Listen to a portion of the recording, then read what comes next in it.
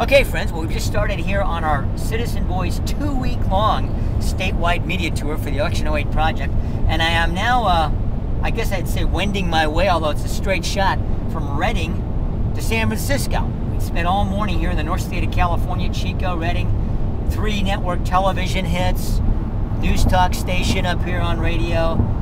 They're going to link our site to theirs, vice versa. People are so excited about this stuff that we've got up on the website for voters. Honest to gosh, it's really great stuff. This is beautiful country up here in Northern California. And by the way, interestingly, for those of you who know about our Safely Out project, they're very interested about that as well, because they had huge fires up here last summer, blanketed this area completely in smoke. In fact, the reporter I was with today in Redding, California, said, like we had in Sacramento, couldn't even see the sun. So I actually did an interview on Safely Out today as well, and they're going to be very interested in moving forward with that project in addition to our election stuff. But just so you know, when I was sitting at lunch today, really interesting, a couple behind me, they were on their way a road trip somewhere. Yeah, you're sitting there waiting for your lunch to come. I'm overhearing he's on the phone with his county elections office trying to find out if he can get his absentee ballot mailed to him from out of state so they can have a chance to vote.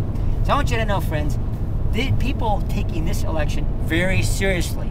I mean, here they are ready to have a big slab of ribs, and they're worried about how they can get their absentee ballot at a Logan's restaurant in Redding, California.